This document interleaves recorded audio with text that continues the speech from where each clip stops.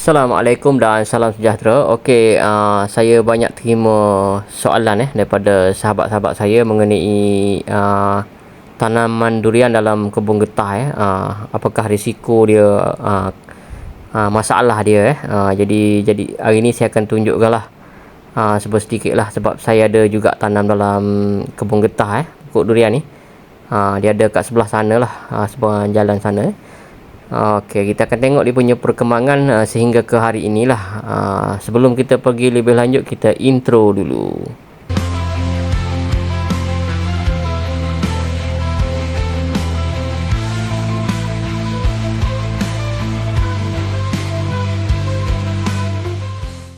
Baik, okey, ini pokok durian yang pertama pokok durian ni majoriti lah saya cantum dengan MK Musangking lah. Dan cantuman yang saya buat kat sini ialah cantuman lapangan lah. Yang pertama kita tanam dulu anak penanti kampung. Kemudian bila dah besar sikit barulah kita buat cantuman lapangan lah. Maknanya yang ini saya buat sendirilah, semua yang kat dalam kebun getah ni saya buat sendirilah. Sebab kos dia lebih murah lah. Okey, ni pokok pertama kalau sahabat tengok pada daun muda yang putih-putih tu, itu sailik kutu sailik. Kemudian serangga-serangga tu adalah, memang akan ada lah. Okey, pokok ni dia patah sebab diserang oleh kera sebelah kanan ni. Tak ada dahan lah, jadi hitam-hitam tadi tu tree dressing yang kita letak selepas diserang kera lah. Okey, usia kalau yang besar ni dia 2 tahun. Okey, sahabat boleh tengok sendirilah keadaan dia macam mana bila berada di tempat redup sebab dalam kebun getah ni dia cahaya matahari tu kurang jadi pokok yang saya perhatikan yang pertama lah, pokok akan cenderung untuk tumbuh meninggi sebab dia nak cuba dapatkan cahaya. Okey, yang ni pun samalah. Yang ni saya cantum dulu Musangking, tapi kalau sahabat tengok betul-betul daun dia jadi macam ni dia ada yang bulat, ada yang panjang. Yang ni saya kurang pasti kenapa dia jadi macam ni daun gelap ni sahabat jangan tertipu lah, sebab kamera ni dia apabila dia kurang cahaya dia akan jadi lain sikit. Bila terkena pada cahaya dia akan jadi lain pula warna dia tu. Okey, sebelah sini tu ada serangan kulak jugalah. Okey, yang ni saya buat yang ni kaki ganda ni. Okey, kaki ganda yang saya buat sendiri semua ni sahabat. Yang sebelah ni baru buat cantuman. Saya tak pastilah macam mana keadaan dia. Okey, yang pertama pokok durian ni akan tumbuh meninggi lah. Okey, itu yang pertama. Masalah dia yang kedua, serangan daripada kulak daun dan juga kulak akar. Okey, setakat ni kulak pada bahagian akar ni tak ada lagi lah. Yang ada pada daun lah. Okey, pada daun terutamanya bintik daun lah. Okey, bintik daun pomoxis. Kemudian cendawan angin setakat ni tak ada Okey, yang ada bintik daun lah. Okey, bintik daun. Itu yang kedua lah, serangan kulat pada daun. Okey, kanker pun ada juga sebab kanker ni penyakit daripada tanah lah, yang datang daripada tanah Jadi mana-mana pokok pun kalau dia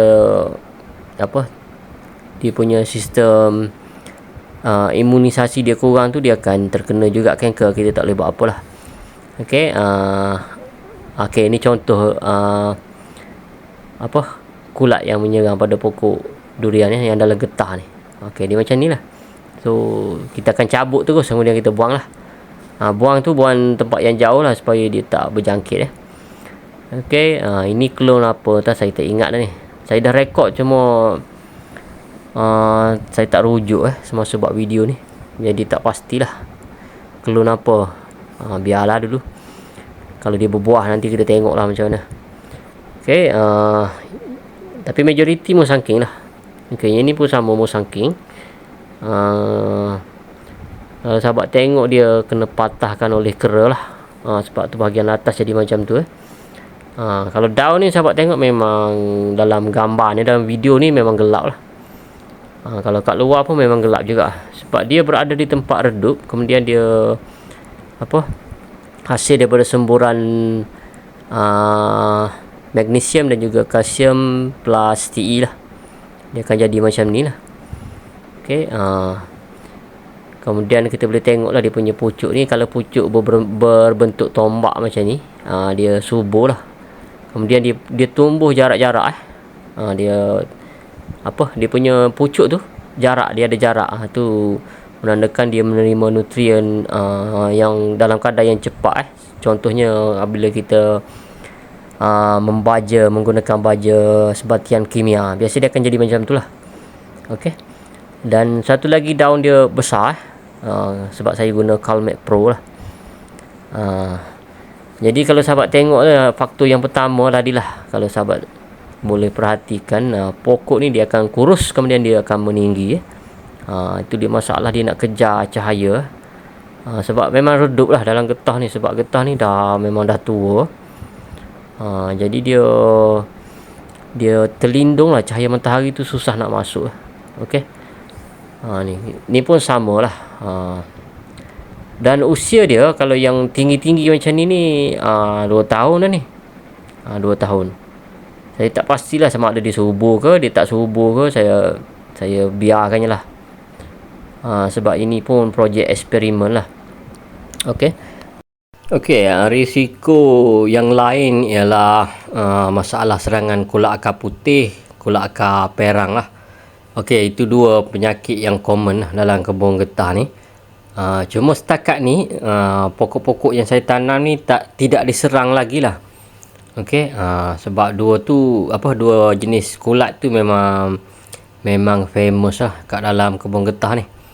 Jadi kita kena standby, kena tengok, selalu kena pantau keadaan pokok ni lah. Kalau nampak perubahan, nampak pelik sikit, kita akan bongkar bahagian akar dan kita akan cuba rawat balik lah. Kita kena rawat cepat lah kalau dalam kebun getah macam ni. Kena ada ilmu lah sahabat. Okay, memang akar dia, semasa saya mula-mula tanam dulu lah, semasa kita gali nak tanam benih penanti tu, memang akar pokok getah ni memang banyak lah. Okey, kalau pokok yang kecil macam ni, yang ni baru buat cantuman, tak sampai 2 tahun lagi lah. Ni mungkin setahun kot, saya tak ingat. Saya kena check balik lah dia punya rekod lah. Sebab ada yang kecil, ada yang besar. Kalau kat bawah sana tu dia besar sikit, 2-3 pokok tu besar, ada yang kecil. Okey, ini pokok seterusnya lah. Pokok yang ini cantuman mata tunas 1, cantuman selit 1. Okey, belah kiri mata tunas, yang sebelah kanan ni cantuman selit tepi lah. Okey, ini kita kena buang lah. Pokok apa benda ni yang berakar ni kena buang lah, sebab dia akan merosakkan pucuk lah. Okey, majoriti lah yang saya tengok dia punya batang tu kurus sikit. Dia kurus berbanding dengan usia dia. Dia kurus, kemudian dia nak naik meninggi lah. Okey, itu masalah dia, sebab dia tak cukup cahaya. Okey, sama ada, kurang pasti jugalah saya, sama ada tanah dalam kebun getah ni tak bagus ataupun macam mana. Yang tu saya kurang pastilah. Tapi tak apalah, sebab yang ini projek eksperimen, kita nak tengok. Okey, yang ini cantuman lapangan juga, baru cantum. Yang kat bawah tu pun baru cantum juga. Kuning daun dia. Saya kena check balik lah apa masalah dia. Okey, sambil-sambil kita ronda lah.